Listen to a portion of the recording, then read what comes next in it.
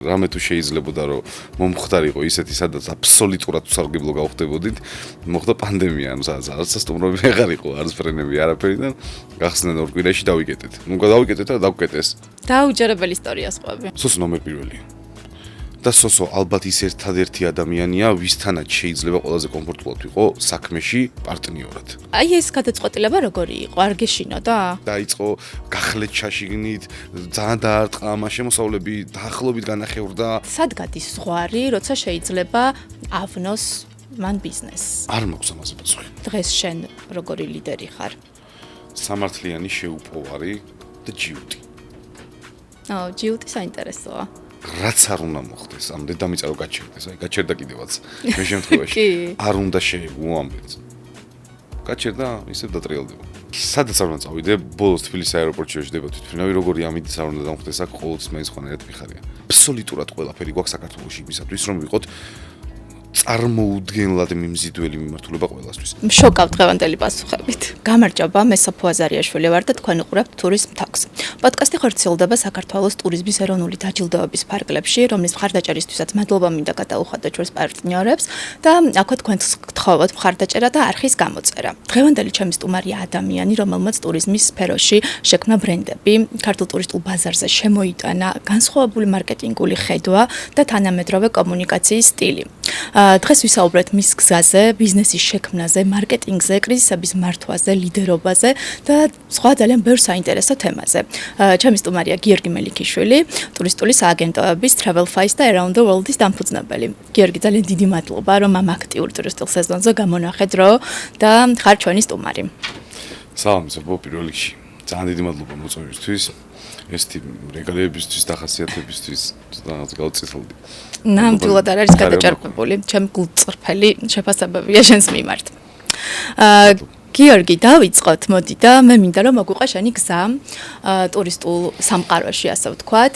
და გავიხსენოთ ის გზა, რომელმაც მოგიყვანა დღეს უკვე ბაზრის ლიდერი 2 ტურისტული სააგენტოს შექმნამდე.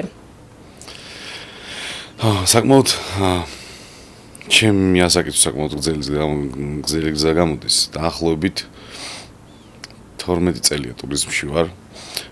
ყველაზე საინტერესო ჩემი გზა დაიწყო ერთ ტურისტულ კომპანიაში კაპიტან პლუსში. სადაც მე საკმაოდ დიდი გამოსვლება მივიღე. ჩემი აზრით ეს იყო გარდამტეხი მომენტი, როდესაც მე შევიყვარე ტურიზმი ისე როგორც მიყვარს და გავიგე იმდენი რამდენიც მჭირდებოდა იმ კონკრეტულ მომენტში დიდი ნაბიჯების გადასადგმელად. შემდეგ იყო უკვე დამოუკიდებელი გაგრძელება ამ ყველაფრის. პანდემიამდე 2 კვირით ადრე გავხსენით Travelfice და ნუ აი რამე თუ შეიძლებოდა რომ მომხდარიყო ისეთი სადაც აბსოლუტურად უსარგებლო გავხდებოდით, მოხდა პანდემია, ანუ არც სტუმრები აღარ იყო, არც ფრენები, არაფერი და გახსნა 2 კვირაში დავიკეტეთ. ნუ დავიკეტეთ და დავკეტეს. გიორგი, ძალიან თამამი ნაბიჯია ისეთ ახალგაზრდულ ასაკში, როგორშიც შენ იყავი, მიიღო გადაწყვეტილება, რომ საკმაოდ მსხვილი ტურისტული კომპანიიდან წამოხვიდე და შენი გზა დაიწყო, ასე ვთქვათ. აი ეს გადაწყვეტილება როგორი იყო? არ გეშინოდა? ეს მარტივი გადაწყვეტილება ნამდვილად არ ყოფილა. ეს მხოლოდ გადაწყვეტილება არ იყო ის ადგილი მე ძალიან მიყვარდა. კაპიტან პლუს დღესაც ძალიან მიყვარს, იმიტომ რომ ნუ ყველაფერი იყო იმ მომენტში შემთვის. თუმცა რაღაცა დიდის გაკეთება როცა გინდა, საკუთარი თავის წარწმენა როცა გაქვს და რაღაცა ოცნება რო გაქვს, ალბათ აღარ გეშინია რა, არ მეშინოდა. ზუსტად ვიცოდი რა სოკეთებდი. კარგი, არ გეშინოდა, მაგრამ 2 კვირაში დაიწყო პანდემია. და აი როგორი იყო გიორგის, როგორც ახალდამწყები მეწარმის, ანტრეპრენერის გადაწყვეტილებები, გზა, რა გამოსავალი იპოვე? ავიღეთ სამსართულიანი ოფისი მქონდა აღებული. 15 ადამიანი ავიყვანე საწყის ეტაპზე, იმიტომ რომ მჯეროდა რომ ამ 15 ადამიანს მოვიპოვებდი იმდენ შეკვეთას და იმდენ საქმეს, რომ 15 ადამიანი დასაქმებული ყოფილიყო. და თავიდანვე გინდოდა, როგორც ჩანს, რომ ძალიან მაღალი ხარისხი დაგედო. და ამაზე იყავი ორიენტირებული. 2 კვირაში დაიწყო პანდემია, დავკეტეს, ეს ხარჯი, სტარტაპი ვარ, 0 შემოსავალი გვაქვს, გაჩერებულია ყველაფერი და ეს 15 ადამიანი ან უნდა გაუშვა, ან უნდა გავრისკოთ და რაღაცნაირად გამოვიყენოთ ეს დრო სხვანაირად რა და მაშინ იმპროვიზაციას უფრო მივმართე და მივყევი პროცესს მივენდე უფრო რა, ესე რომ ვთქვა. დავიწყეთ გადამზადებები. სახში ვისხედით ყველანი არანაირი საქმე არ არსებობდა, სხვა საქმესაც ვერ გააკეთეთ. ხო, რეალურად დელივერი უნდა ყოფილიყავი, ანუ ვერაფერს ვერ გააკეთებდი, ანუ რა ვიცი, 13 წუთად წესებულობაში უნდა გემშვიდობ. დავიწყეთ გადამზადებები, ანუ უტერებდი ტრენინგებს, ვერთვებოდი და დრო გაგვყავდა ეს მარტივად ვთქვა, თქო სასარგებლოდ გაგვყავდა დრო. ის ადამიანები, რომელსაც საკმარისი კვალიფიკაცია არ ჰქონდათ, ვიყენებდით ამიტომ იმისთვის, რომ მათი კვალიფიკაცია აგვეწია. თუმცა რაში გამოვიყენებდით ამას, ვერ ხედავდით, იმიტომ რომ ეს უსაშველოდ იწელებოდა უკვე ეს დრო რა. კი, და უკვე ეს რაღაც ფინანსებიც ნაკლებობისკენ მიდიოდა. ნაკლებობისკენ მიდიოდა, აღარ ვქვია, ანუ ამ ფაქტობრივად უკვე იწურებოდა ბოლომდე, იმიტომ რომ ამდენი თვე ესე გაუთავებლად ბოლო აღარ უჩანდა. თუმცა პირველივე ლოკდაუნის დამთავრების შემდეგ გავიხსენით. ხალხი მირეკავდა და დამცინო და რა გინდა, რატო რა უნდა გააკეთო? ამ ხალხს ხელფასად რატო უხდი? ოფისი ჩააბარე. ანუ ისეთი შთაბეჭდილება რჩებოდა თითქოს, ანუ მათ ფულს ხარჯავდი, ან მათ რესურსს ხარჯავდი, ან მათ თანამშრომლებს ვიყენებდი. მათ არ შეეროდა ჩერი, მაგრამ შენ ჯეროდა შენი იდეის. ანუ აბსურდი იყო, რაც უყურებდნენ და საბოლოო ჯამში ეს ადამიანები ოფისში გამოვიყვნენ, ჯერ ძალიან ბედნიერები იყვნენ ოფისში იყვნენ, ანუ სულ რო არაფერი ეკეთებინათ და უბრალოდ ერთად ყოფილიყვნენ, გარეთ ყოფილიყვნენ, ანუ სახში აღარ უნდა არავის ყოფნა, არ გახსოვთ რა პერიოდი გამოვიდა. სულ რამდენიმე სასტუმრო იყო გახსნილი. 2 თუ 3. სამივესთან დავრეკეთ, მოვილაპარაკეთ საქართველოში. აბა სხვა საძმები ჩაკეტილია ჯერ. არ საუბრობთ საერთოდ. მოვილაპარაკეთ ამ სასტუმროებთან და გავაკეთეთ პირველი ანონსი ტურის. დავდეთ ჩვენ სოციალურ ქსელებში და დავიწყეთ გარეგნა. სანამ, საღამო იყო მახსოვს, ბიჭი ჩემს მაგიდასთან დავდეთ ეს ტური, გავედით ყველანი ოფისიდან, დავუკეთეს სანამ მაშინ ვერაზე მქონდა ოფისი. სანამ ვედიდან უნივერსიტეტის ქუჩამდე მივედი, ჩემი ტელეფონი არ გაჩერებულა, აფეთქდა უბრალოდ. ანუ ზარი ზარზე მოდიოდა, ანუ ვერ ვახერხებდი ვაფშე, პასუხს, ზარის გადამისამართ ვერაფერს, აფეთქდა ტელეფონი. ანუ მივხვდით რომ ის სამი სასტუმრო შეიძლებოდა ყოფილიყო ის დასაწყისი, რითიც რაღაცას მაინც გავაკეთებდით. როგორც მინიმუმ, ანუ შევთამაშდებოდით ერთად, რაღაც სტრუქტურას გავმართავდით ერთმანეთთან, როგორ უნდა მუშავა. მეორე დღიდან ამოვტენეთ პირდაპირ მნიშვნელობით ეს სასტუმროები. ანუ ადგილები აღარ ქონდათ, ანუ სავსე იყო, სამახ საირმე იყო, მე ცოტა ხანში ლოპოტა გაიხსნა. ეგეთ იყო ბათუმში გქონდა თამგონი გრანდ გლორიაში გქონდა, ანუ გაუგონარი რაღაც გქონდა, ანუ ხო მე მახსოვს სხვათა შორის ჩემს დას ვუყიდე ეგ თქვენი ტური და ვიყავი შოკში, რომ რაღაც 500 ლარა და 10 დღე დაისვენა. კი და მივედი გავაკეთეთ მაშინ დაკეტილი იყო, დაცვა ეყენა გარეთ და ხალხი მოდიოდა და ნებისმიერ ფულს გადავიხდით შემოგუშვით მაგივენზე და ძალიან ბევრი კარგი ადამიანი ყავდა და ინფლუენსერები, ბლოგერები აბსოლუტურად ყველანი წავიყვანეთ. არავის არაფერი არ უნდა. მართლა ფინანსებზე აღარ იყო საუბარი. რა იმაზე შევთანხმდით რეკლამაზე. უბრალოდ იქ ყოფილიყო ყველა და ერთად ყოფილიყავით და სახში არ ყოფილიყავით. არაფერი სხვა სალაპარაკო თემა არ ყოფილა. შესაბამისად, ანუ ამან მოგცა საშუალება, რომ სანამ სხვები მიხვდნენ და სანამ სხვებმა გადახარისხეს და გადააფასეს ეს რისკები, რაღაცა 6 თვე რაც გვინდოდა იმას ვაკეთებდით. ანუ კაცი შვილი ვერ ბედავდა კარების გახსნას ოფისისას. ნუ იმ ხარჯების აღებას, ამ პასუხისმგებლობის უკან დაბრუნებას და ასე შემდეგ. ამ დროს ჩვენ მუშაობდით, ცეცხლი გვეკიდა. ხალხს ვიმატებდით ოპერატორს. ანუ თუ ვინმეს უნდა და გამოსვლა ვიმატებდით. დაუჯერებელი ისტორია სხვები. ხო, ნუ ესე გამოვიდა. მაგრამ ანუ ვინც გიყურებდა ეგონაც რომ აფერისტები ვიყავით რა, ანუ რო ვეუბნებოდი ტურისტებს მუშაობ, რას მუშაობთ მე ვუნა. რა ვიცი, შედვართ მუშაობ, ჯავშნებს ვაკეთებთ. ხალხს ვასვენებთ, მაგრამ პერიოდულად ოღონდ კიდე დავკეტავდნენ, დავждდებოდი წავში, გაიხსნებოდნენ, გავიხსნებოდნენ და აი ამ რეჟიმში ვიყავით მუდმივად. არეპოებოდი. გიორგი, პირველი იყავი მე მგონი ტურისტულ კომპანიებში, ვინც ინფლუენსერების ესე ძალიან აქტიურად გამოყენება დაიწყო. მაშინ ინფლუენსერებიც ახლად იდგავდნენ ფეხს ესე რა ვთქვათ. და მე უკვე დღესაც მე მგონი აქტიურად თანამშრომლობ ბევრ მათგანთან, როგორც ვიცი, ხო? მაშინ სპეციფიკაცია ცოტა სხვანაირი იყო. ეს მაინც ესე მგონია, როგორც დავიწყეთ. ეხლა კიდე ცოტა სხვა ფორმითაა. მოდი რა ვისაუბროთ უფრო ღრმად ამაზე.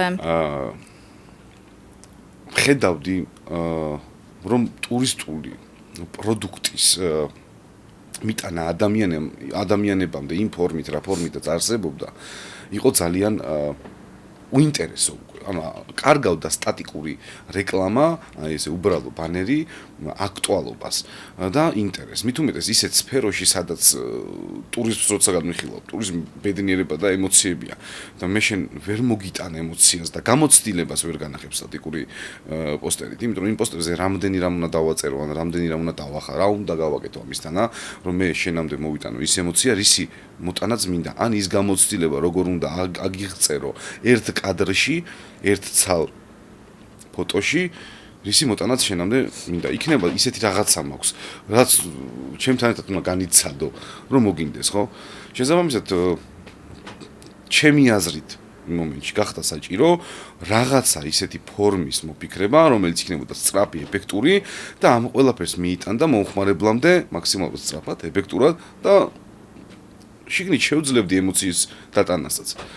ეს არის story იყო მაშინ, ვიდეო იყო და YouTube ჯერ კიდე არ იყო. ხო, YouTube არ იყო, ნამდვილად არ იყო მაგ დროს. ამ ადამიანების რესურსებით საკმაოდ მარტივად შევძელით ყველა იმ პროდუქტის, რომელი პროდუქტის მიტანაც გვინდოდა ჩვენ მოხმარებლამდე და ყველაფერი იმ ანონსის მარტივად ემოციებით მიტანა და სწრაფად გავრცელება, რომელიც გვჭირდებოდა. და ეს საკმაოდ ეფექტური გამოდგა იმ კონკრეტულ მომენტში.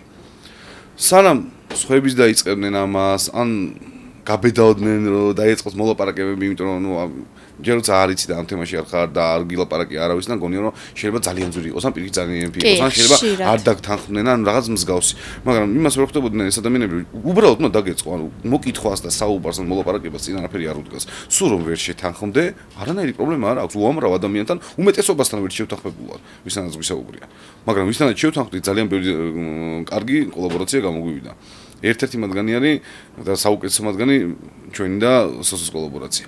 მსგავსი არც არავის მანამდე არ ქონია.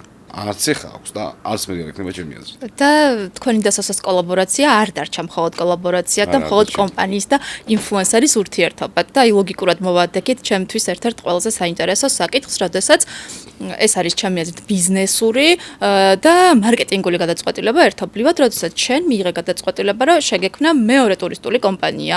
ასე ვთქვათ, რაღაც კონკურენტი გაგეჩინა შენი ბრენდისთვის. როგორ მიხვედი ამ გადაწყვეტილებამდე და რა დაინახე, რა შესაძლებლობები? ამ ყველაფერს სხვა ქვეტექსტი აქვს კიდევ. ეს ყველაფერი ისე არ არის როგორც ჩანს. ჩვენი კოლაბორაცია იმდენად კარგი იყო. და ჩვენ პიროვნულადაც იმდენად ვეწყობით ერთმანეთს. სხვა ლოგიკური გაგრძელება დაჭირდა ამ ყველაფერს და გეტყვით ეხლა რატო. სოსო ნომერ პირველი. და სოსო ალბათ ის ერთადერთი ადამიანია, ვისთანაც შეიძლება ყველაზე კომფორტულად ვიყო საქმეში პარტნიორად. ძალიან მიჭირს ზოგადად პარტნიორული ურთიერთობა ბიზნესში. თუმცა აი კიდე ერთხელ ხაზს გავუსვა, სოსო ალბათ ის ერთადერთი ადამიანია, ვინც ყველაზე დიდ კომფორტს მიქმნის საქმის კეთებისას.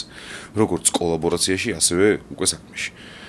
სოსო უბრალოდ პარტნიორი არ არის, სოსო ჩემი მეჯვარია დღეს უკვე და ჩვენ ძალიან ახლოს ვართ და უსიტყვოდ გვესმის ერთმანეთს. აი ამდენად მარტივია ჩვენი კომუნიკაცია. როდესაც ფორმალური ამბავი დასრულდა ჩვენ მაშინ ჩვენი კოლაბორაციის დაწყების მერე დაიწყო YouTube. ძალიან განვითარდა მისი YouTube. Travel Files-ს ძალიან დაეხმარა ეს ყველაფერი და ჩვენ მარტივად ვთქვათ გავზარდეთ რაღაც კუთხით ერთმანეთი, კი. და ძალიან სასარგებლო გამოდგა ეს ყველაფერი. და ეს არ იყო მხოლოდ ტრადიციულად რაღაც როგორც ინფლუენსერი გიპიარებს, ხო, რაღაც ტურს, რაღაც სოსოს ტურები ეწყობა და ჩართული იყო. კი. შანსი არა, აი მე ერთხელ მაინც ყოფილიყო ისო მე სოსოს მივიდე, სოსო ეს თქვი, ანუ აი არასდროს არ მოსულა სოსო ჩემთან რომ რაღაცა ესეთი უნდა გააკეთო. ან მე მისულა რაღაც ესეთი უნდა გააკეთო. არასოდეს შევთანხმებულად ვირას აკეთებ. ჩემთვის იცი რა იყო საინტერესო, რომ ანუ სოსო მხოლოდ ინფლუენსერი იყო ტურისტულ პროდუქტის შექმნაში იყო ხო გარკვეულწილად ჩართული ესე რაღაც ჯგუფურ ტურებს რომ მართავდით და ერთად მოგზაურობდით. ეს ძალიან საინტერესო თავგადასავალი იყო, იმიტომ რომ დღემდე უამრავმა ადამიანმა მოიყარა ჩვენს გარშემო თავი. და დაუბრუნდეთ ახლა იმ თემას რომ დავასრულოთ. როდესაც დამთავრდა კოლაბორაცია Travel Files-სა და სოსოს შორის. სოსო ის ადამიანია, ვისაც ლოგიკური გაგრძელება შეიძლება ჭირდებოდეს ტურიზმში. მაგრამ სოსო ის ადამიანიცაა, რომელიც აი ესე არ ადგებოდა და მე კონკურენტს არ გამიხსნიდა. იმიტომ რომ ეს კიდე სხვა პიროვნულ თვისებებზე გადის. აი ეს რაღაც არ გააკეთებდა. აი ზუსტად ვიცი რომ არ გააკეთებდა. შესაბამისად, ერთ-ერთ ჩვენს ეს ძმაკაცურ მოგზაურობაში დაიბადა აზრი, რომ შემოდი ტურიზმში. შევიდე. დავლაგდეთ ისე რომ შენც კომპანია გქონდეს. ორივე შევთანხმდით ამ ამბავზე და ჩემთვის ეს იყო ალბათ ერთ-ერთი ყველაზე რთული გადაწყვეტილება, იმიტომ რომ მე უნდა შემომიყვანა, ანუ მე განა იმიტომ რომ ყველაზე მაგარი ვარ ან რაღაც მსგავსი, იმიტომ რომ მე უკვე ვარ ტურიზმში, ეს იგივეა რომ მე მეთქვა სოსო შემიყვანე YouTube-ზე, მაგათ რაღაცა, მე უნდა შემომიყვანა სოსო ტურიზმში, ოღონდ სოსო როგორც ნომერ პირველი YouTuber-ი და ბლოგერი საქართველოში ამავე სტატუსით უფრო გაპრანჭულად უნდა შემიყვანა ტურიზმში. ეხლა მე შეიძლება ბევრი რაღაც მეგონოს, მაგრამ შეიძლება არც გამოსულიყო. შესაბამისად მე მიწევდა Travelfy-ის რესურსის გამოყენება, ამ გამოსვლების გამოყენება, შემდეგ წამოვიდა ამბავი, რომ Travelfy-ში ეჭვიანობა დაიწყო, თანამშრომლებში დაიწყო გახლეჩაშიგნით, ძალიან დაარტყა ამ შემოსავლები, დაახლოებით განახევრდა, ძალიან ცუდი პერიოდები გავიარეთ, მაგრამ საბოლოო ჯამში მივიღეთ ის, რომ გადავახეთ ყველაფერი და დღეს ვთვლი, რომ Travelfy თავის ადგილას დგას და Around-იც თავის ადგილას. ვთვლი, რომ top 3 ტურისტულ კომპანიაში ორი არის, ერთი Travelfy და ერთი Around. გიორგი, ძალიან საინტერესო ისტორია მოყევი, პირდაპირ ვიტყვი, არ მეკონა ეს background-ი თუ ქონდა ამ კომპანიების შექმნას. აი ახლა შენ გუნდი ახსენე და ჩემი შეკითხვაც ნელ-ნელა მაგეთკენ მიდიოდა მოკლედ. როგორი ლიდერი ხარ? აი კარს რომ მოხურავ შეხვედრის მერე, შენზე თანამშრომლები რას ამბობენ? შენი აზრით? არ მიყვარს საკუთარ თავზე ლაპარაკი პირველ რიგში, მაგრამ ვთვლი რომ ძალიან სამართლიანი ვარ. შეიძლება ფიცხიც ვარ, მაგრამ არასოდეს არავის შეურაცხყოფას არ მივაყენებ და ყოველთვის სამართლიანი იქნება ჩემი გადაწყვეტილება. ამის იმედი მაქვს ყოველ შემთხვევაში. გიორგი, აი ეჭვიანობაზე ახსენე და გუნდი რაღაცა დააშეარეთ თუ ცალ-ცალკე გუნდები ყავდათ, აი თავიდანვე როგორი იყო თქვენი ხედვა? ეს არის ორი დამოუკიდებელი კომპანია.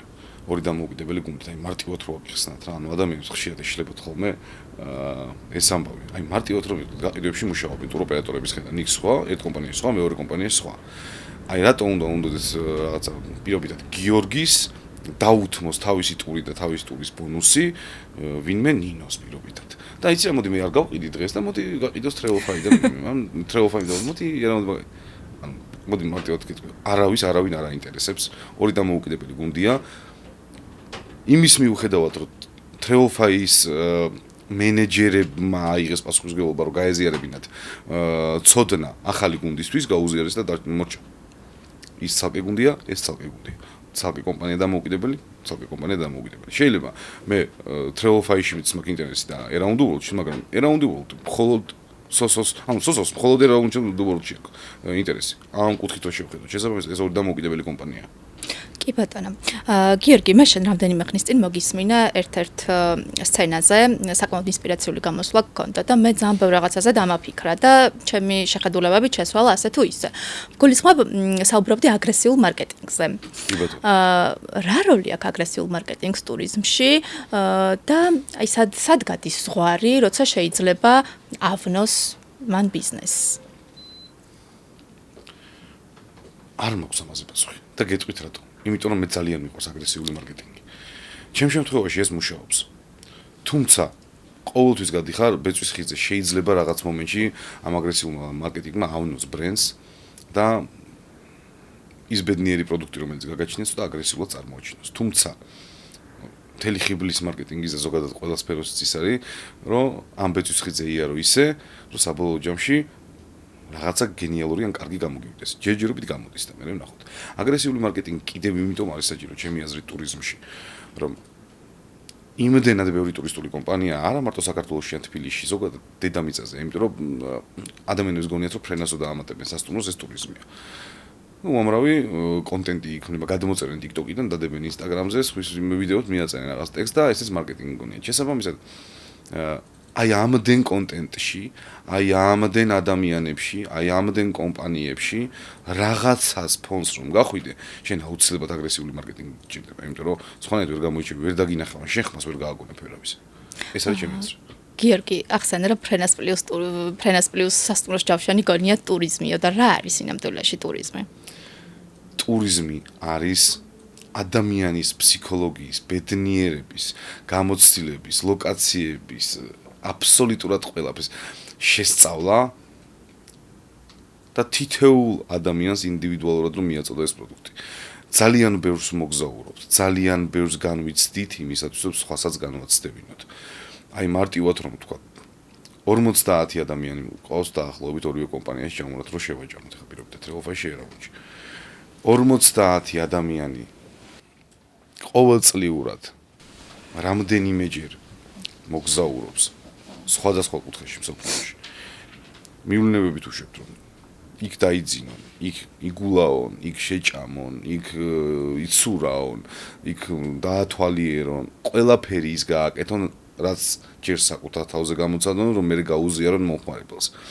ამას გარდა შემდეგ გჭირდება კონტრაქტები, შემდეგ გჭირდება სანდო პარტნიორები, შემდეგ გჭირდება ანალიტიკა, შემდეგ გჭირდება უამრავი რამ, რომ ეს ყველაფერი ერთად შეკრა და აი ამდენ სხვადასხვანაირ ადამიანს ისე მიაწოდო, როგორც მათ ჭირდება და როგორც მათი პრობლემის გადაწყვეტას და გადაჭრას ჭირდება.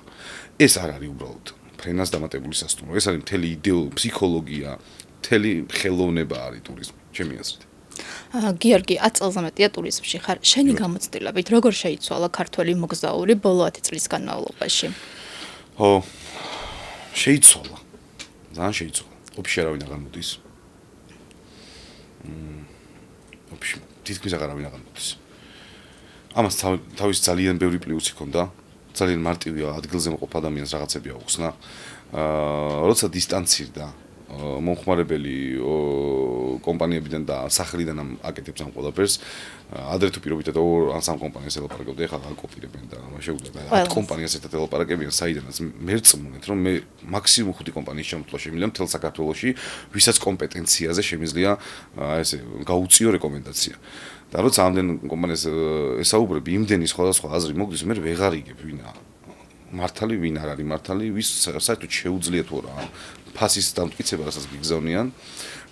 შემდეგ შეიცვალა ის, რომ ნაადრევ ჯავშნებს არ აკეთებდნენ, ადრე და სულ last minute ტიპები იყვნენ, აი აგვისტოში შეიძლება მოსულიყვნენ 25 აგვისტოს, აი 27-ში გამიშვიან, 27 აგვისტოს წესი და რიგით მაისში აღარ უნდა იყოს არაფერი. ანუ ყველა ლოგიკურ ამბავში მორჩენილი რაღაც ნაყარ-ნუყარი რაღაცებიდან არჩევენ უკვე ადამიანები.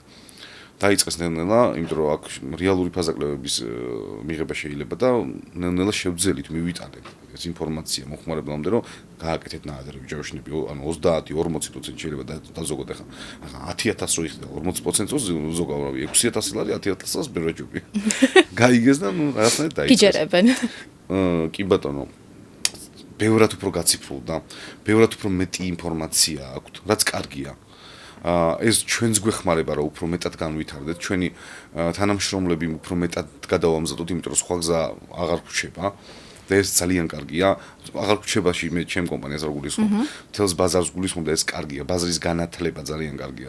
ძალიან ბევრი თვითმარქვია ყოფილა ჩვენს ბაზარზე, რომლებიც ადამიანებს აზარალებდნენ. აი წარმოიდგინეთ ადამიანები, რომლებიც მთელი წელი მუშაობდნენ, ერთი დასვენებისთვის აკროვებდნენ თანხას, რომ ერთი ბედნიერი კვირა მოეწყოთ და შენ მის ამ ბედნიერ კვირას ჯოჯოხეთად აქცევ. ეს არის დანაშაული ჩემი აზრით. შესაბამისად, შენ გჭირდება კვალიფიკაცია, შენ გჭირდება ცოდნა. და როდესაც მომხმარებელს შენზე მეტი ცოდნა აქვს, გიბიძგებს, რომ შენს განვითარდე. აქედან გამომდინარე ეს ძალიან კარგია. დაიწყეს ბლოგების ყურება, დაიწყეს ბლოგების ყურება. ზუსტად ამიტოა, რომ ჩვენც ამ კონტენტს ვაკეთებთ. მე მგონია, რომ ქართული ტურისტული კომპანიების ყველაზე დიდი გამოწვევა არის სანდოობა, იმიტომ რომ აი დღესაც ჯგუფებში რა შეხვიდა მოგზაურობის შესახებ რაც არის, ყველა რაღაც დაპოსტავენ, ესენის რამდენად სანდოები არიან, იმიტომ რომ ხო ძალიან ბევრი ცუდი გამოცდილება დაუკრავდა. ძალიან ბევრი. პირველ რიგში ფინანსური გამოცდილება არ აქვს კომპანიებს და ანგარიზებად თანხაც უზით გონია თუ თავიანთი ეს თანხა. შესაბამისად რომ მოვა სექტემბერი და ოქტომბერი, მე ხვდებიან რომ ეს თანხები რაღაც გასაშვებია და გადაირიცხა ყველაფერი და დაბალ სეზონზე უკვე ფული აღარ აქვს და იჭედებიან და ზოგი პირამიდას თამაშობს და ნუ cash flow ვერ გაუგიათ. მე რო გაიჭედებიან ერთის ტურის ფულით მეორეს არ ვიცი, არ მიყვარს ეს თემა, მაგრამ თავარი ის არ არის ყოველთვის რომ 100 ლარით ნაკლები ნახოს რაღაცას. იმიტომ რომ ის 100 ლარით ნაკლები შეიძლება არც არსებობდეს და ვერც ვერასოდეს ვერ წახვიდე მაგ კონკრეტულ მოგზაურობით. და ის ყველა ვიცით რომ ყოველთვის მოიძებნება კომპანია რომელიც შეიძლება უფრო იაფად აკეთებდეს რაღაცას. მაგრამ როდესაც აი ამ ხელა რაღაცას და მით უმეტეს ოჯახებით რო ანდობენ საკუთარ თავს კომპანიებს, ძალიან მნიშვნელოვანია რომ სწორად შეაფასონ სიტუაცია, შეარჩიონ კომპანია, მათ გამოცდილებას გადახედონ, მათ ბექგრაუნდს გადახედონ და ისე მიიღონ გადაწყვეტილება. ამას გულწრფელად ვამბობ. ამას არ ვიძახი მხოლოდ გრაუნდის ან ტრეილფაის შემთხვევაში. არსებობენ ბევრი კეთილსინთეზიერი კარგი კომპანიები ქართულ ბაზარზე, რომლებიც უკვე ბევრი წელია კარგად მუშაობენ და მათ არასოდეს არ გადაუგდიათ ესე ვთქვათ მომხმარებლები. გიორგი, დღეს რომელი მიმართულებებია ყველაზე პოპულარული ქართულ მოგზაურებში? უყდავი მიმართულება თურქეთია, თქო, და 2 საათში ხარ უამრავ ულამაზეს ლოკაციაზე, ამას ვერ გავექცევით. საბერძნეთი, ესპანეთია წელს პიკში. იმიტომ რომ ახლო აღმოსავლეთის პრობლემებმა ომმა და ასე შემდეგ გამოიწვია არა მარტო ქართველი მოგზაურის, ძალიან ბევრი სხვა ბაზრის გადაკატავება ევროპაში და ესპანეთი ყველაზე მეტად დაიტვირთა. საფულის პერიოდში ძირითადად ის ევროპული მიმართულებები, საზღვაო კურორტები შეიძლება გამოყოთ, ყველა რო არ ჩამოვთვალოთ. ინდონეზია არის ძალიან პოპულარული ზაფხულში, იმიტომ რომ ადამიანებს ეშლებათ ხოლმე რომ ზამთარში გონიათ და ინდონეზიაში სეზონი და ზაფხულში წვიმიანი პერიოდი ისევე როგორც ტაილანდში და ასე შემდეგ. აქ ვალიზე ეგრე არ არის, ზაფხულში სეზონია, ყველაზე კაი სეზონი ზაფხულშია. ეს მეც არ ვიცოდი სხვათა შორის. კი ბატონო, ახლა აი ჯგუფიც მიყვავს აგვისტოში, სხვაშორის ძალიან ვიწვალეთ ამ ომის პირობებში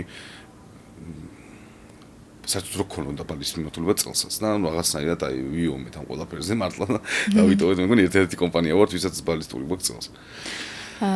გიორგი, რომელია ისეთი მიმართულება, რომელიც შენი აზრით ჯერ ვერ აღმოაჩინეს ქართველებმა სათანადოდ და არ არის დაფასებული? სამხრეთ აფრიკა. ძალიან მაგარია. სამხრეთ აფრიკა. ხალხო, ძალიან რთულია ვიზის აღება, მაგრამ როცა ჯგუფს გავაკეთებთ, ან თუ ვინმე გააკეთებს ჯგუფს, საქართველოსდან გაფრენა არ მოგიწევთ ვიზის აღებად, აი რომელ კამერაში თქვა, ვიცი, წადით სამხრეთ აფრიკაში და მიჯერეთ. ვიცი რასაც ვომ. გიორგი, ყველაზე უცნაური მოთხოვნები რო გავიხსენოთ, რა არის ხოლმე თქვენი კლიენტებისგან? ძალიან ბევრი ყოფილა ეგეთი. არ ვიცი. ამას ცალკე რუბრიკა შეიძლება გაკეთდეს მარგალიტების. არ ვიცი. ყველაზე თუნდაც მოთხოვნები, რა ვიცი, ხა ჩემი მეგობრის ამბავი მახსენდება, რომ საზამთროებით არჩევდნენ სასტუმროს, ანუ აი აქ ანტალიაში არის ხოლმე რომ და ეგვიპტეში რომ რო შედიხარ ამ ბუფეტში, ალფშეცაცა, all inclusive კონცეფციაში, ბევრი საჭმელები ხო დოს გაშლილი რო და იქ საზამთროების კუთხეც არის ხოლმე რომ ახლა საზამთროებს გამოჭრიან და რაღაცებს აკეთებენ, რაღაც ფორმებს აძლევენ რაღაც და აი მაგით არჩევდა ერთი მოხდებული. აი სად იქნებოდა აი ესეთი საზამთროები. კი ბატონო. არის ისეთი აზრი ტურიზმზე, რაც შენ გაქვს და იცი რომ აი ბევრი არ ეთანხმება მას.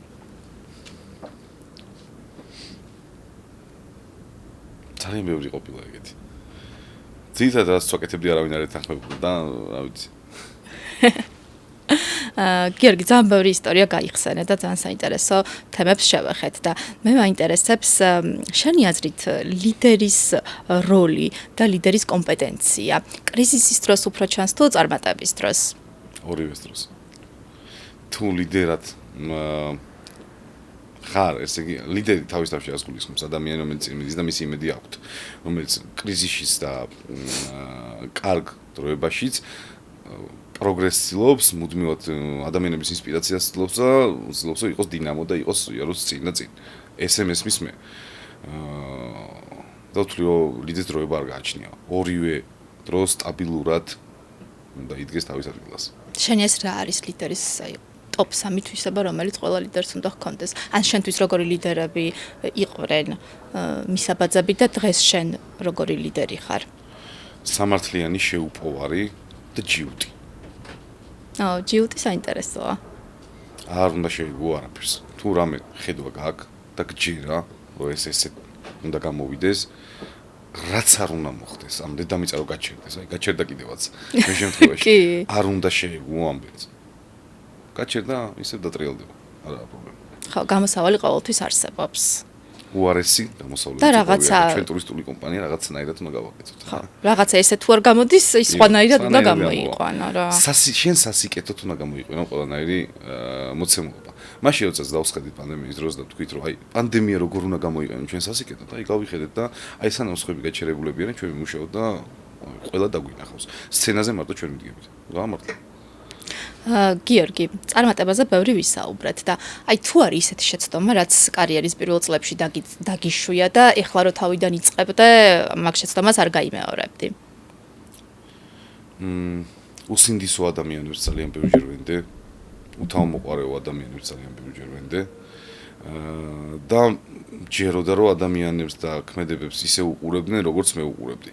და ძალიან ბევრჯერ ვიწვნი ამის გემო, ჩემი ამიტობით იმ კონკრეტულ პერიოდში. ალბათ ამას აღარ ვიზავდი. ძალიან ბევრი ვისაუბრეთ გამყვან ტურიზმზე, იმაში, რაშიც ექსპერტი ხარ. მოდი ახლა მინდა რომ ცოტა საქართველოსაც ვისაუბროთ. ესეთი აზრი არსებობს, რომ რაც უფრო მეტ ქვეყანას ნახულობ, მე საკუთარს კიდე სხვანაირად აფასებ. შენ შემთხვევაში როგორ არის ეს? თუ გიყვარს საქართველოში მოგზაურობა? სადაც არ უნდა წავიდე, ბოლოს თბილისის აეროპორტში ვეждდება თვითმფრინავი, როგორი ამიტის არ უნდა დამხვდეს აქ, ყოველთვის მაინც სხვანაირად მიხარია. ეს შეიძლება განპირობებული იყოს იმით, რომ ძალიან ბევრი მოგზაურობა მიწერს და წლის განმავლობაში ნახევარზე მეტი გასული ვარ და მონატრების ამბავიც არის. თუმცა სხვანაირად გიხარია მაინც საქართველო რა. და რაც შეეხება შეხედულებებს, ძალიან ბევრ ჩვენს კუთხეზე შემიცვალა და ვთვლი, რომ ისეთი გაპიარებული და გაჰაიპებული მიმართულებები დედამიწაზე სხვა მიმართულებით რო ავიღოთ, იმდენად მარტივად აკეთებენ რაღაცებს და იმდენად მარტივად აპიარებენ, აი ბალიზე მაგალითად იმდენი კონტენტი კეთდება და ისეთ ადგილებში ისე მარტივად აქვს გადაწყვეტა გაკეთებული, რომ აი ეგეთი მილიარდზე მეტი უკეთესი შეიძლება საქართველოში გაკეთდეს. ანუ აბსოლუტურად ყველაფერი გვაქვს საქართველოში იმისათვის, რომ ვიყოთ წარმოუდგენლად მიმზიდველი მიმართულება ყველასთვის. პირდაპირ მნიშვნელობით აბსოლუტურად ყველაფერი გვაქვს. მთაც, ბარიც, ზღვაც, წარმოუდგენელი ბუნება, სადაც ინფრასტრუქტურის და სერვისის პრობლემა გვაქვს სერიოზული.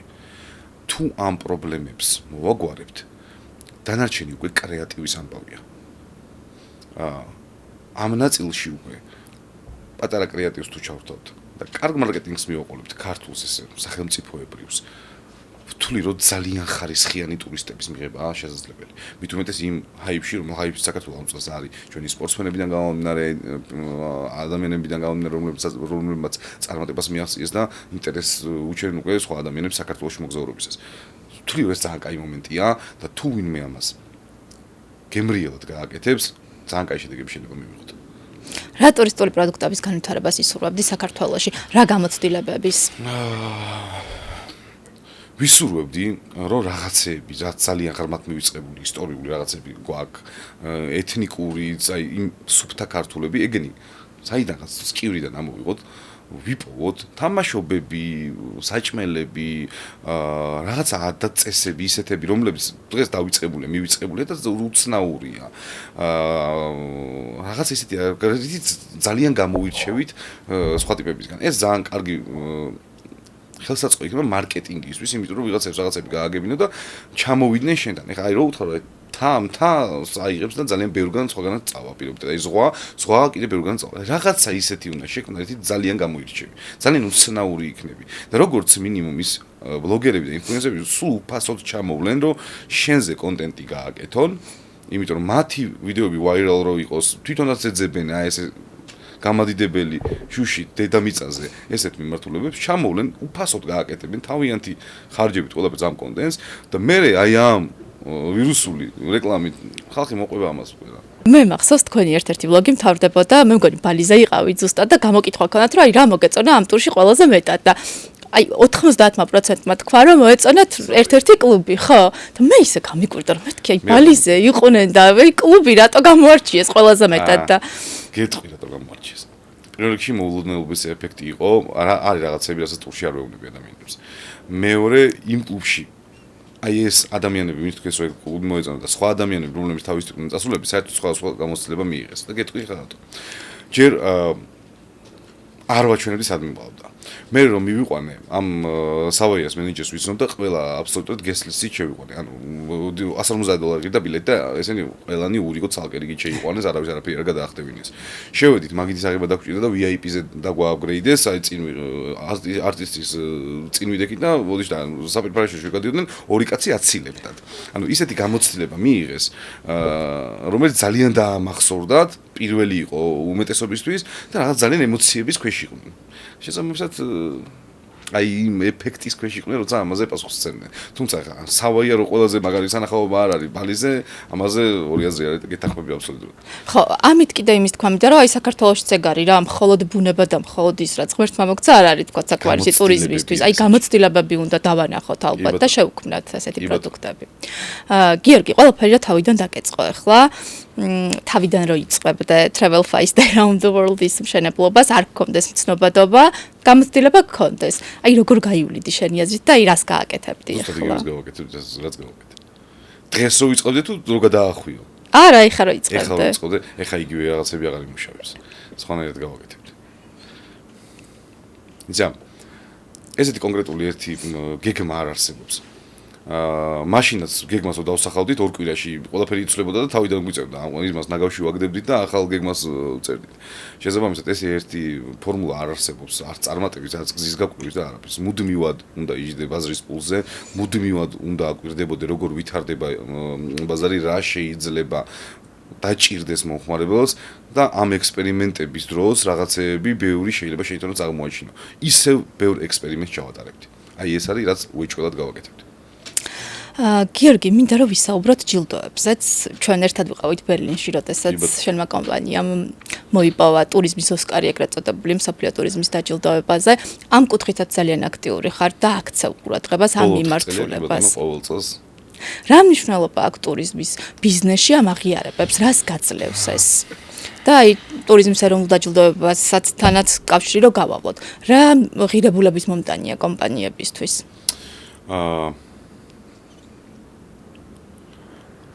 სანდოების პრესტიჟის სიამაყის ძალიან ამა ყველაზე დიდი ბედნიერება იყო პირველად როცა მოვიგეთ. აი Booking.com-ი, Airbnb, ყატარი, ემირატები, აი ეს გიგანტები მისხედან გარშემო და მივდივარ სცენაზე, ავდივარ და ვიღებ საუკეთესო კომპანიის ჯილდოს. ეს ძალიან დიდი სიამაყეა, ბედნიერება, მომხმარებელთან გასაპრანჭათაც ძალიან კარგი საშუალება არის. რაღაც ბევრ კარგს და საინტერესოს ხალხს უსვამს შენ შესახებ, რომ შენ უბრალოდ ლოკალური ამბავი არ გაქვს. დედამიწაზე შენ ბევრი ბრენდი გცნობს, ბევრი კონტაქტი გაქვს. სანდო ადამიანი ხარ, სანდო ბრენდი ხარ მაგ მომენტში უკვე. კი, და ერთ-ერთი მარკეტინგული ინსტრუმენტიც არის. კი ბატონო. კარგი, მოდი ბლიცზე გადავიდეთ და რამდენიმე პატარა შეკითხვას დაგისვამ. ერთი ქვეყანა, სადაც ყველაზე ხშირად დაბრუნდებოდი, რომელია? ამერიკა. ქვეყანა, რომელმაც ყველაზე მეტად გაგიცრუა იმედი. კუბა. მართლა? რატო? გაჭირებნა ისე გააფუჭა ხალხი, რომ დღის განმავლობაში მინიმუმ 3-ჯერ, 4-ჯერ ვისქემებოდით. და მე ამიტი არ ვარ, ძალიან მე ამიტი არ ვარ. ვერწმუნე. აღარ ხარ. ყველას გვატყუებდნენ, ყველას ყველაფერში გვატყუებდნენ, ძალიან გაუჭირდათ, ანუ აი დაჩაჩანაკებულები არიან და ყველა მათყუარა, ყველა ცდილობს რომ რაღაც დაგაზარალოს და ანუ ყველა აბსოლუტურად უმრავლესობაზე არ მაქვს საუბარი, მაგრამ ნუ უმეტესობა ეგრე იყო. ანუ აი უკვე ნერვებზე მოქმედებდა, ანუ აღარაფერი აღარ მოგწონდა მე უკვე. ლამაზ ადგილას დადიხარ და ეს ხალხი იმდენად გაფუჭებულია, ნუ აღარ მოგწონს რა არაფერი. $25-ია მასწავლებლის ხელფასი. ეხლა $25 იმან როგორ უნდა იცხოვროს, რა ვიცი. კი ბატონო. ყველაზე გადაფასებული ტურისტული მიმართულება. Overrated. Okay. ბრაზილია. შოკავ დღევანდელი პასუხებით. იგრეა. რიო არის ჩემი საოცნებო მიმართულება. არ წავიდე? მეც ეგრე მეკონა, არ ძალიან ლამაზია და ძალიან კარგია. უამრავი ლამაზი ხედი მაქვს ნანახი. და ცრემლი მომადგა, როდესაც შაქრისმთიდან გადავიხედე და დავინახე კოპაკაბანა, ქრისტეს ქანდაკება, ეს მთებში ჩასმული ეს ქალაქები და სანაპიროები და რაღაცები, ანუ ეგეთი ლამაზი ხედი მე არასოდეს არ დამინახავს. თუმცა იმ სილამაზეების იქით რაც არის, მოლოდინი გაქვს იმაზე მეტი, ვიდრე რეალურად გვხვდება. იმიტომ რომ იქ ნარკოპოლიტიკას ყავს გაფუჭებული ხალხი. კოპაკაბანაზე რო წარმოგიდგენია რომ ეჟრიამულია, ცეკვა თამაში საღამოს გაივლი და სოციალისტებს, ეგრე არ არის, აღარ არის. ბევრი ისეთი მოლოდინი გვაქვს ადამიანებს სანამ პირველად ვიმოგზაუროთ რიოში. ეს ჩვენი ბრალიც არის, უფრო მეტის მოლოდინი გვაქვს, უფრო ნაკლები გვხვდება და მე გვწყინს. აი მაგიტო არის ცოტა გადაფასებული. თორე ძალიან კარგია, ულამაზესია და აუცილებლად დაუბრუნდებოდი ხო ჯერ არა. ყველაზე დაუფასებელი ტურისტული მიმართულება რომელია? ყველაზე დაუფასებელი.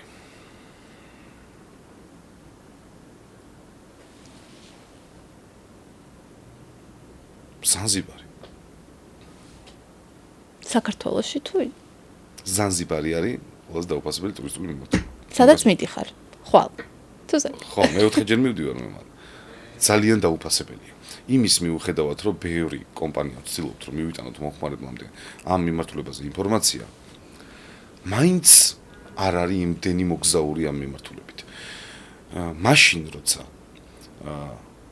ეს ხალხი იმდენად კარგი ხალხია და იმდენად ბედნიერი ხალხია, რომ შეუძლებელია ერთი დღე მაინც ამ მოგზაურობიდან გქონდეს ნეგატიური. აი, ყველაზე ცუდ ხასიათზე რომ გაიგო, შეუძლებელია ცუდ ხასიათზე დარჩი. იმდენად კარგი ხალხია, თბილი ხალხია. აკუნამატა და ანუ ამათ დაიკიდეს ფსიქოლოგია. ანუ არაფერზე არ უნდა იდარდე. აი, უცელი სავსეა, შენ არ გჭირდება იაგუარი, გეუნებია, შენ არ გჭირდება ლამბორგინი, არაფერი არ გჭირდება. გაიგიმე, კარგად იყავი. საუკეთესო ოკეანე აქვს. საუკეთესო სანაპიროები აქვს და ულამაზესი კუნძული აქვს. არაფერი მეტი არ გჭირდება. შეერი არ უნდა იყოს თავი. ხო, ალბათ ბედნიერებისთვის შეიძლება არც ამ ადამიანებს უმეტესობას არ გჭირდებათ მეტი. ერთი ქალაქი, სადაც ცხოვრობდი. ნიუ-იორკი. და აი, ცხოვრების ბოლომდე რომ ერთი ქვეყანა გქონდეს, სადაც მოგზაურობა შეგეძლებოდა, რომელი ქვეყანა იქნებოდა ეგ? მარტო ერთ. ხო, აი მარტო ერთი. აი, ნუ ამერიკა ვთქვი, მაგრამ დავამატებ ერთ იაპონიას. იაპონიას დავამატებ. ამერიკას და იაპონიას მაშინ. საქართველოს გარდა რა თქმა უნდა, თუ ერთი მაგას არჩევი საქართველოში დავშევდი არ წავიდოდი არს. მადლობა გიორგი, ძალიან საინტერესო იყო ჩემთვის შენი სტუმრობა და მგონია რომ ძალიან საინტერესო ეპიზოდი გამოგვივა. ძალიან დიდი მადლობა მოწვევისთვის და ძალიან საინტერესო საუბარი იყო. გემშვიდობებით და კვლავ მინდა გთხოვოთ თუ მოგეწონათ დღევანდელი ეპიზოდი, გამოიწეროთ ჩვენი არხი.